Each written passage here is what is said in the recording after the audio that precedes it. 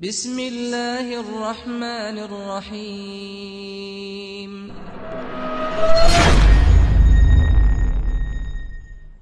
Bahaya praktek sihir, perdukunan, santet, guna-guna, dan pelet. Ini semua sinonim. Artinya sama.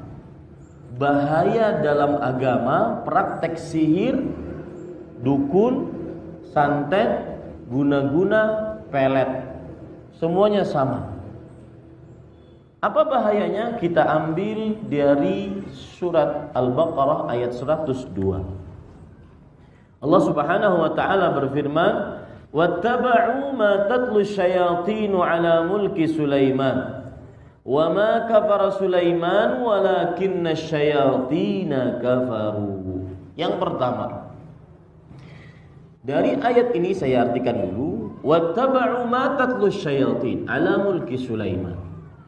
Manusia mengikuti apa yang dibacakan oleh para syaitan atas kerajaan Sulaiman. Apa maksudnya? Jadi Nabi Sulaiman alaihissalam, beliau menulis, dan tulisan beliau sembunyikan di bawah singgasana beliau. Dan tulisan tersebut adalah doa-doa kepada Allah Subhanahu wa taala agar selamat dunia akhirat. Syaitan dengan kejinya dia tambahkan tulisan-tulisan tersebut. Ketika Nabi Sulaiman meninggal, maka syaitan menyuruh manusia untuk mengeluarkan dari bawah singgasananya tentang tulisan yang ditulis oleh Nabi Sulaiman. Padahal sudah direnovasi, ditambahi oleh para syaitan. Dan tambahan dari para syaitan tersebut adalah berupa sihir dan juga perdukunan, santet, guna-guna, pelet. Itu maksud dari ayat wattaba'u ma tatlu syayatinu 'ala mulki Sulaiman.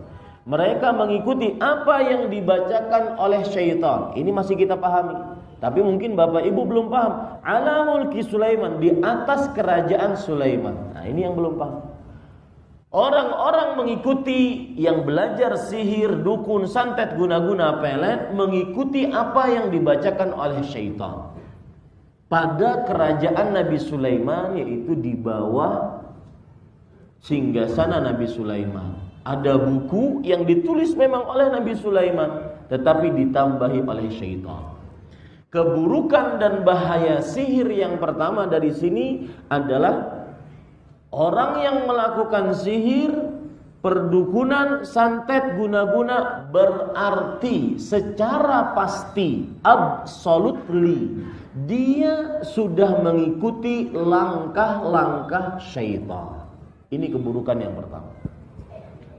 Mengikuti langkah-langkah syaitan. Ya, Bapak Ibu, saudara-saudari yang dimuliakan oleh Allah Subhanahu wa taala. Dan kita di dalam agama Islam diharamkan untuk mengikuti langkah-langkah syaitan. Allah Subhanahu wa taala berfirman di dalam beberapa ayat yang begitu banyak, di antaranya wala tattabi'u khutuwatis syaitan. Surat Al-Baqarah ayat 168. Saya bacakan lengkapnya.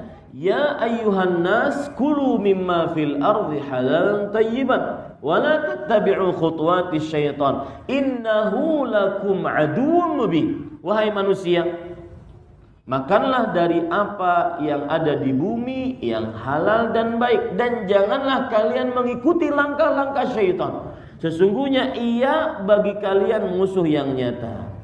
Begitu juga dalam surat Al-Baqarah ayat 208. Allah berfirman, ya ayyuhalladzina amanu dukhulu fis silmi kaffah wa la tattabi'u khutuwatis syaitan innahu lakum aduwwun mubin. Wahai orang-orang yang beriman, masuklah ke dalam Islam secara menyeluruh, komprehensif.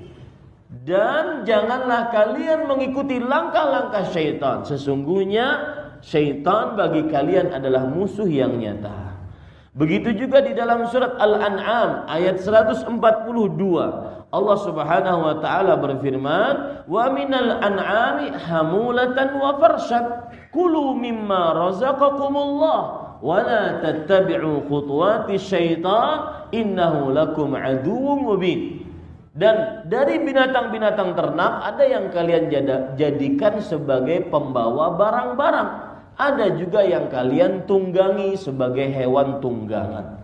Dan janganlah dan makanlah dari apa yang telah Allah rezekikan kepada kalian. Dan janganlah kalian mengikuti langkah-langkah syaitan, sesungguhnya dia adalah musuh yang nyata bagi kalian. Kemudian di dalam surat An-Nur ayat 21, ayat yang terakhir, yang menunjukkan kita sebagai seorang muslim diharamkan untuk mengikuti langkah-langkah syaitan, sedangkan sihir mengikuti langkah-langkah syaitan. Ya, Allah berfirman dalam surat An-Nur ayat 21, "Ya ayyuhalladzina amanu la tattabi'u khutuwatis syaitan. Wa man yattabi' khutuwatis syaitan fa innahu ya'muru bil fahsya'i wal munkar." Ini bahayanya, mengikuti langkah-langkah syaitan. Wahai orang-orang yang beriman, janganlah kalian mengikuti langkah-langkah syaitan. Barang siapa yang mengikuti langkah-langkah syaitan, sesungguhnya syaitan memerintahkan kepada perbuatan fahisyah. Fahisyah disebutkan oleh para ulama, di antaranya Al-Hafidz Ibnu Hajar rahimahullah, kalimatun idza utliqat tadullu 'ala az-zina wa 'ala muqaddimatih. Fahisyah adalah sebuah kata yang jika diucapkan maka menunjukkan kepada perbuatan zina dan seluruh sarana-sarana yang menghantarkan kepada perbuatan zina.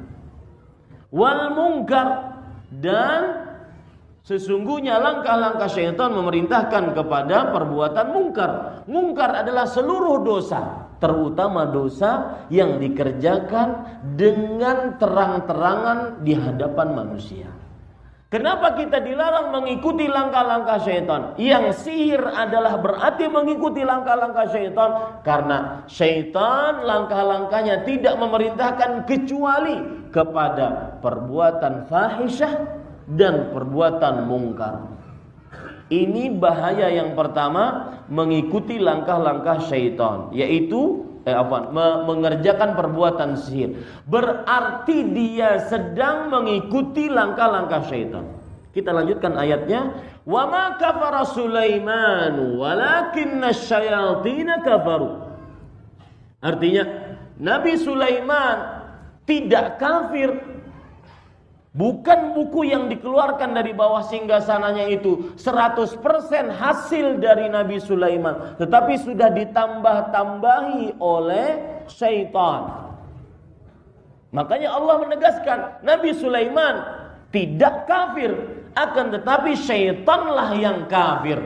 Bahaya yang kedua dari ayat ini kita ambil pelajaran, orang yang belajar sihir dengan ijma' para ulama kafir, keluar dari Islam. Ini bahaya yang kedua.